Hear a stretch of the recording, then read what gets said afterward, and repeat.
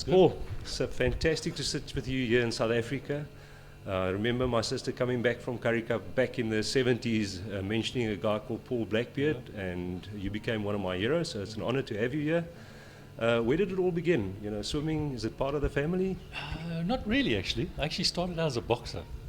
Yeah, strange. That's I was news. born in Zambia. Right. And I wasn't doing, won a little trophy. You know, as you both finish an event and you win a trophy, but I wasn't doing particularly well. My dad said, let's try another sport. Let's try diving. I used to dive at school. Let's try diving. But Okay, so where was school? Where was that? In Zambia still? No, this was still in Zambia. But my dad was down in King Williamstown at Grays. All right. So he did some diving there. So he said, but you got to learn to swim before you start diving. So started swimming in Zambia. Okay. And what age was that, Paul? About 8 years old. Okay. Yeah, swam about 8 years old with a Mr. Watson. Okay. He was the pool supervisor, but he was also the coach. And I Right. still give him credit for a lot of my stroke. I mean, he was a fanatic about stroke the black cat Right. and little simple things that kind of I still use now as Okay. as techniques and tools to kind of get my stroke back again. Okay. So I learned with Mr. Watson, Okay. or Watty Watson, and swam for Zambia in the junior team. Right. And then we left Zambia when I was about 11 Right. and came down to South Africa. Queens, was that when you joined? Joined Queen's Park then. Yeah, right. Yep, in Okay. Durban, well done. Okay. And at the same time that we came down, one of the friends from school, Right. he was his mother had just helped an Australian coach move from Port Elizabeth to Durban and was helping Right. him set up. Okay. And said to him, well, do you have any other friends? And I was introduced as a friend and kind Okay. of went to start training with a guy called Terry Gulliver. All right. Remember. And Terry was probably the guy who took me to the next level. Okay. I give him a lot of credit for that. And it was very frustrating that in 1973, I think it was, Terry left South Africa Right. with frustrations that he could never produce some international swimmers. Okay. And so I lost, I think, a good coach then. Yes. So was it part of the isolation years already that, yeah. that frustrated him? Yeah. Okay. Yeah. So he left as a coach who wanted to achieve more Yeah. and felt he couldn't. I was in matric in 1974 Right. and had a number of scholarship offers. Okay. I'm kind of moving ahead for you, but No.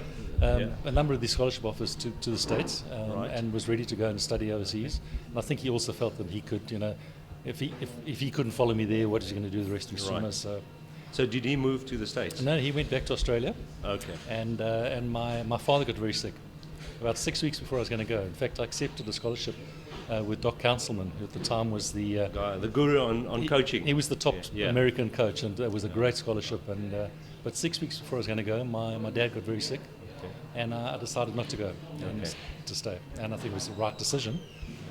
But I didn't realize that you lose your eligibility after 4 years. Right. So I thought I could maybe go back in 4 years' time. I'd stay And reapply. I'd study in South Africa first and go and do some Yes. post studies work Yes. in the States. But anyway, that was another story. Okay. So after school, was it university? Yes, I went to university. I went to Natal University, or Right. KwaZulu-Natal. Okay. Did a BCom, Okay. and then went from there into while I was working. Then I did that part time, in fact. Right. And then I did my national service in the police. Oh, national Yeah, service. yeah, remember those days? And got transferred back to Durban because our one of the guys I swam with, his dad was the recruitment officer Okay. for the South African police. Okay. And he said, look, come and join us and we can get you transferred back here and you can keep training. So you kept your training regime, you could keep it up? Yep. Right. Yeah. In fact, I remember in police college very kindly being allowed to train in the evenings in this beautiful 50-meter pool in Pretoria. Right. Put the lights on at night, nobody else. Wow. I was the only one training and everybody else had study time and I was allowed to go and swim and train. Incredible. Very, very spoiled, very So lucky. swimming's been kind to you as well. I mean, it's hard work, but it's been kind to you. Yeah, in fact, in the police, I was the police sportsman of the year. Right. And at the same table was Nas Botha. I remember he was in the police He college. was police, That's yeah, right. at the same time. And I always thought, well, it's obvious Nas is going to win it. Yeah. And I actually won the Police Sportsman of the Year award. That's so incredible. So against, I mean, a legend of South African sport. A legend, yeah, really. Paul, when was the first time that you realized that you had quite a special talent? Because, I mean, you start swimming and you never, we aim to become Springboks. All Yeah. South Africans, Yeah. once they get their rights to walk around and swim around and whatever, we think of becoming Springboks. When was it something that you realized was possible? It was probably in my matric year, 1974, because I was lucky enough to get Springbok colours in 3 sports in the same year. And what year was that? That 1974.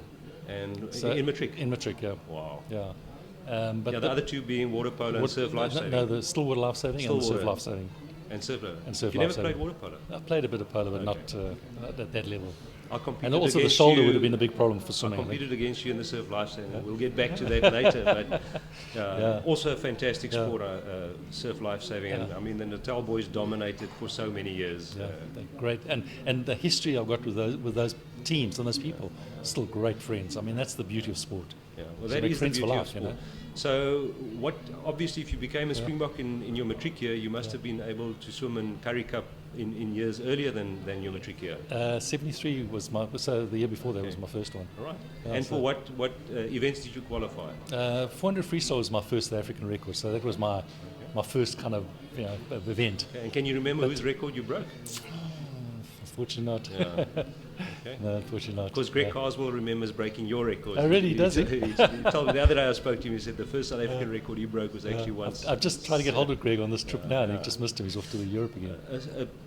Speaking about guys like Greg Carswell, Yeah. what other names do you remember from your swimming years? I mean, the legends. I was a bit younger, but Yeah. there were legends swimming in your era. Yeah, this is where you need to get hold of Linda, my wife. I'm shocking at memory of names, and I'll do a disservice to people. Blame the chlorine. No, but that means guys like Dougie Eager. Dougie Eager, I I mean, mean, a name Doug- that pops up to me is Jonty Skinner. I Yeah, mean, I'll just Jonty- go back to Dougie for a moment. Yeah. I always remember swimming medleys against Dougie, Right. where he had such a powerful breaststroke, Breaststroke. and that is my worst stroke. Okay, My worst stroke. okay, so you're also And- not a good kicker. So I would do a beautiful butterfly, great backstroke, and he would catch me and sometimes pass me on the breaststroke. And then, of course, He was brilliant at breaststroke. then I'd come back on the freestyle, freestyle. and the crowd, and it was just a great Yeah, event, you know, when you have that sort of change. I mean, I grew up watching Yeah, you guys yeah, compete, yeah. and I mean, it was fascinating. As a time. competitor, it's lovely to have that kind of event as well. You know, you Sure. love it. The crowd's going mad, and you're loving it. And Paul, tell me, training. I mean, obviously the sport has become professional. In your days, it was Yeah. not a professional sport. Although I think you worked No. as hard as the professional. No, I mean, in I fact- don't think you could work harder than the. I wanted to work on the beach when I finished my schooling to make some pocket money. Yes. And the rules then, if you worked on the beach for more than 6 weeks, you're using your sport as a professional, and you couldn't do it. So 6 weeks was the maximum you could do. That's Wow. how tight they were on anti-professionalism. That's Yeah, incredible. yeah, Not even talking about earning a £5 or a £10 for And doing anything. no sponsorship, no. Exactly. Yeah.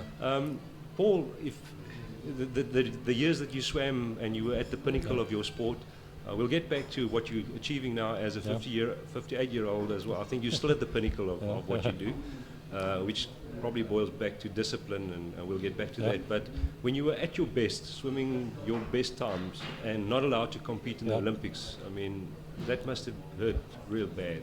It was hard. It was hard. I mean, but you know, if you've never had it, you don't know what you've missed. Don't know what you know, and I would like to have done it. I do, no lie about it, but we didn't.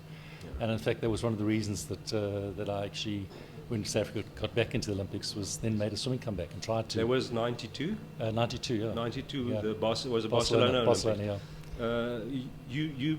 You were thinking of making a comeback at the age of 34 Yeah, then? I actually got back into the water, got fit again. In fact, I won the Natal Trophy, which I'd previously won 21 years before. Yes. So that was a lovely That's comeback. nice. And a couple of names win in that again. between. And Yeah. guys like Graeme Hill, I'm sure, was on that trophy. Yeah. And In fact, there's a guy called Mike Bolstridge who won it for 6 years in a row. wow, And then I won it for 10 years in a row after that.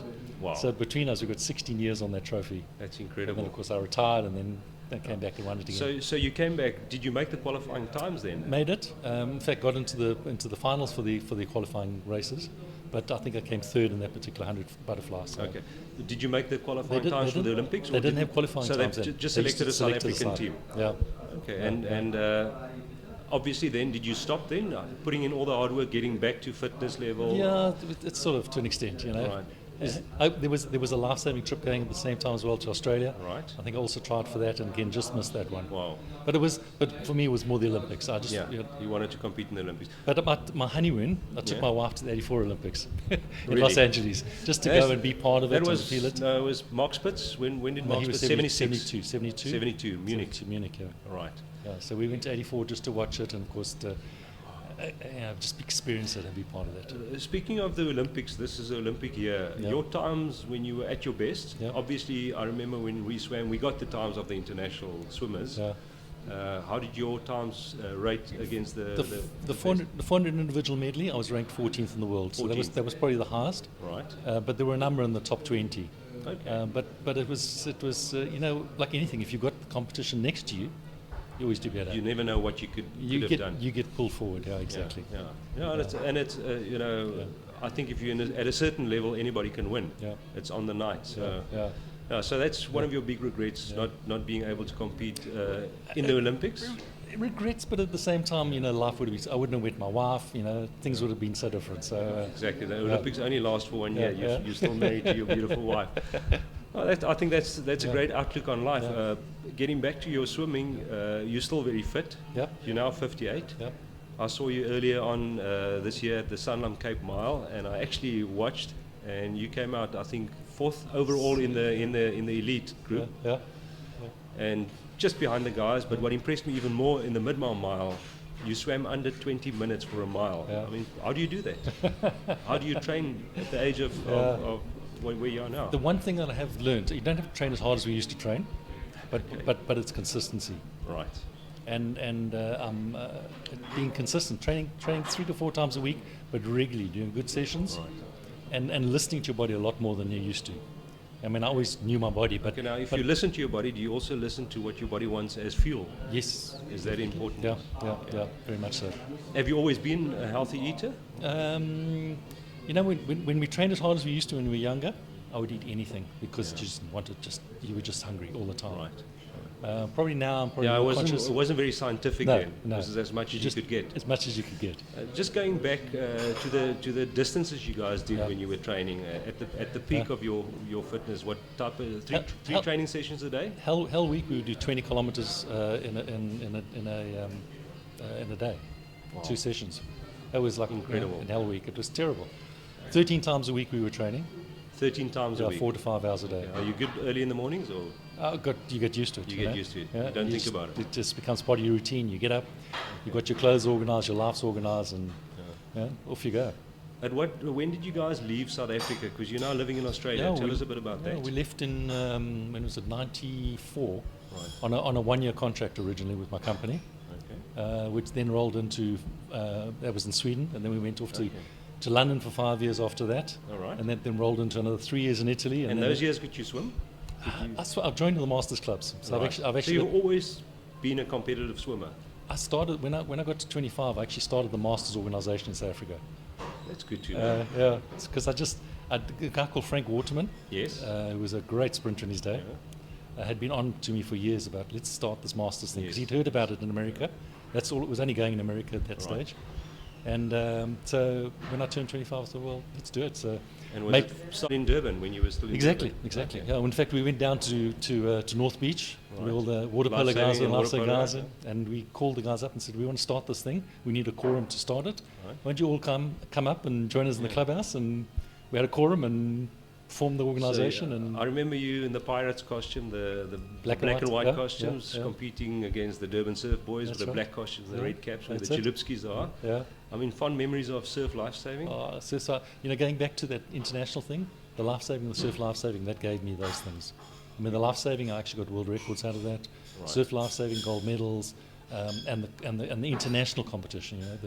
That because Okay. we couldn't get that in the swimming, we were banned by FINA, but life saving was still allowed to compete. Guys like Julian Taylor. Julian Taylor, brilliant. I mean, legendary guys and all good mates of yours still. Exactly. Still have contact with some of your life-saving buddies? Definitely. Okay, Yeah. fantastic. Yeah. And when you swam at the mid-mile this year, I saw you got a picture taken with you and Chad Leclerc. You follow the South African swimming even though you're based in Australia? That was one of my best pictures ever when he actually walked up to me and he said, do you mind if we have a picture taken together? I went, me? You're my hero. He's incredible. He's a very humble guy, Lovely man. as Lovely you man. are, and very approachable. Yeah. And I think that's, that you never know when that one kind word is going to inspire the next Chad Leclerc. Yeah, So awesome. One of the things about swimming and older life that I found a lot, I used to hear about inspiring people, but not as much. Yeah. I'm hearing it so much now when I'm older. Maybe you're from listening. youngsters. No, but also from younger swimmers, Ah, or people who actually gave up swimming and come back into Yeah. again. And they're talking about inspiration. no, I think And mentorship is you need it, is enormous. Yeah, and I'm realizing that's a value I can give back a lot more. So who were your mentors when you grew up? A guy called Lee McGregor was I one- know Lee very well. He got Yeah. me to surf life Yeah. savings. I know Lee very One- well. one- Hank McGregor's Yeah, dad. yeah, exactly. He was an incredible competitor. Yeah, In fact, in my mind, I have not seen anybody who takes winning as seriously yeah, as Lee. yeah, yeah. In a good way. No, totally. Yeah. No, he was very He focused taught on me it. first is first and second is nothing. Yeah. That was his motto. Okay, so Lee Yeah, McGregor. Lee was probably one of my big ones. Yeah. And then I think going back to that coach, Terry Gulliver, Yes. what Terry was so good at was getting you to believe that you could do more than you could do. Yeah. So having a mentor was important, but having that belief in your own ability, Yeah. he was so powerful at getting your mind, because and as I've got older as well now, realizing how powerful that mind is. You know, the whole visualization stuff that we do nowadays, he was doing that back in the 70s Yeah. with us. Just in a different way. Yeah, and no, physically also Even- helping us. Yeah, yeah. we would sit down and lie down, we'd talk it through Yeah. 50, 60 times before we even done the race, you know? Unbelievable. Yeah, and that stuff is so powerful. Someone who features quite strongly in the South African Olympic setup these days is a guy called Graeme Hill. I competed against Graeme, but Yeah. you must remember Graeme Hill as a young kid growing up in the swimming. I was Graham's hero, and I still remember the photograph in Port Elizabeth where his parents came up to me and says, "Would you mind if Graham had a picture taken with you?" Incredible. And we had pictures from there and went forward, and of course now I've stayed. I mean, Graeme touch with was, Graeme over was years. untouchable. Yeah. He's exactly the same, born the same year as Yeah. me. And I Yeah. mean, when Graeme was in the race, Yeah. we were swimming for second and Yeah, third place. no, Graham's fantastic. I mean, And that- coaching unbelievably now as well. He's a good coach as well. I mean, Yeah. I think he's a good mentor Yeah, to yeah. a lot of these young swimmers. Yeah. South African swimming, you still Yeah. followed when you, even though you're based in Australia, it seems like you quite clued up with the South I African. know the names and follow them, Yeah. but probably not as close as I'd like to be. Yeah. You know, probably looking more at the Australian swimmers nowadays, which are looking very powerful for the I see Olympics there's this year. a massive squad. I think 36 people. Yeah, some 34 I think. Yeah, Yeah. but a good team. I mean, good it's side. powerful team. Are you not involved at all in any coaching? No. Not. A little bit in the masters area, but that's Okay. it. Yeah. Okay. And anybody in your family swimmers? My kids both swim, but they Right. are lazy to train, Okay. and it takes time, you know. Yeah, it Nowadays. takes time. So they play tennis, they do other sports, and There was, Other I swimmer. saw on Facebook there was a young Australian guy. When you left South Africa in March after the Mid-Mar, you were doing a long distance swim with him. oh yes, Yeah, so it looks Ra- like you're quite a mentor to this. yeah, to little this young Raoul, kid. yeah. Yes. He's 14 years old, Right. and we were swimming in one of the open water races, and Okay. started chatting to him afterwards, and we ended up doing a race together. In fact, this particular race, Oh, right. Channels of the Champion race. I saw the pictures. Yeah. And so- how did you swim in that race? Did you swim with him? Yeah, we Was swam, it- we swam you together. And, we swam and the together. distance? It's a 20-kilometer race, and we swam as a duo, so changing. We Right. started out swimming about every 800 meters. We were changing, and by the end we were changing every 200 meters. Okay.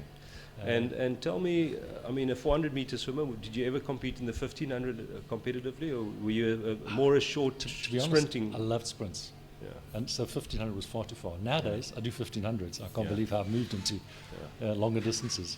Yeah, I think Ryk Neertling changed from a 1500 swimmer. He converted himself into a 50-meter and a 100-meter swimmer, Yeah. which I think is pretty amazing because there's a different approach Yeah. to training and to racing. Yeah. So you doing the longer distance? I'm doing the long distances. Well, now if I look at the Australian Masters competition, I've got all the Australian swimming records from the 50, 100, 200, 400, 800, 1500. And some of the names of those people that I held and some of the people who held Australian records were Right. good swimmers. So Yeah. I'm very pleased to kind of, So Now, the master I swimming range keeps you from- busy. from sprints to old. When I grew up, everybody wore the Mark Spitz Speedos. Yeah. I think you still remember those. do, You yeah. ever met Mark Spitz? Or ever No, I've never managed to met him, compete? unfortunately. Really? But he was, again, one of my heroes. I mean, in terms of the stroke and what he did Yeah. there, I used to watch that all the time. Okay. And Jonty Skinner? Jonty Skinner, Jonty's dad used to give us massages. My And goodness. with an old, like a sausage Right. before the race. You know, he was fantastic. He was so generous to kind of Yeah. do that. So is Jonty a bit older than you? Jonty's older than me, but I Yeah. swam against Jonty just before he went off to the States. Oh, right. In the 100 freestyle, when he did the 51.9 or something like that, and I think I did a 52 something. And then, of course, he Incredible. went on a year later to break the world record. So it's, And do you know if Jonty's still swimming or?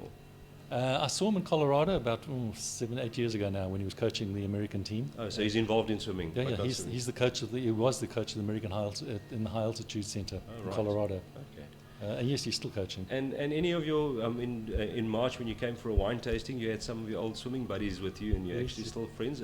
Yeah, John Harker was the guy that That's was right, with us. yeah. Yeah, yeah. And so you still have contact with some of your old swimming mates. Lots of them. I mean, Yeah. many of my friends. And the nice thing about going back to the fact that I travelled with my company so much Right. was I've made swimming friends now all around the world. That's You know, great. I've got swimming records in Sweden, in London, in Italy, in the States, but friends as well because of that. You know, you kind of connect with people around there Obviously, and stay in touch. yeah, that's great. So, obviously, having broken world records and competed on the highest level, what keeps you motivated? What gets you back in the pool tomorrow? What? Part of it is the camaraderie. Mm. You know, I like the people that I'm with. I like the swimming people that I meet. Yeah. So part of it is just that whole network of people Yeah. and the friends that you make. Then there's just the personal satisfaction of actually getting. Can you get better? Your personal best. You're competing against what you used to do. Yeah. You know, Yeah. not what I used to No, do. exactly. What I did last season. But what is possible What's now possible as well. now. And obviously working hard and still putting in the hours. You obviously aging is not really a factor if in your mind you can stay young. But do you think you lose the ability? The body gets a bit older. The body does get Yeah, older. the So body you gets feel older. you feel Yeah, after a hard yeah. session you fall Yeah, asleep exactly. easily. Yeah. So going back to the thing about listening to your body a bit Yeah. more. I mean, I will actually now get out of a session if I'm feeling like that's just past where I should go. So I very seldom now will push it past where it should go. Alright. You know, just look after it. Yeah. But consistency, as I say, has been one of the key things. Yeah, and you mentioned eating healthily. Eating, yeah, You've yeah. always, obviously, when you were young, you said you Yeah, ate yeah. anything you could. Now, Yeah. what some things you will not Very, eat. very, very lucky that I have a wife who's actually quite knowledgeable in that whole area, Right. and she looks after the food Okay. well for me. But now, you know, down on sugars, Yeah. you know, good on proteins, but I kind of just keep the balance. That's Yeah. awesome. Yeah. Yeah. Paul, thank you very much for your time. It's Yeah. just awesome to sit Thanks. here with you and chat with you. And you come back to South Africa regularly, so I hope to catch up with you soon. Maybe next year the Cape Mile, we see. Yeah, I'm going to be there. Thank you very much, Paul. Thanks, Dace. Thank Cheers, you. eh? That's cool. Now I can go and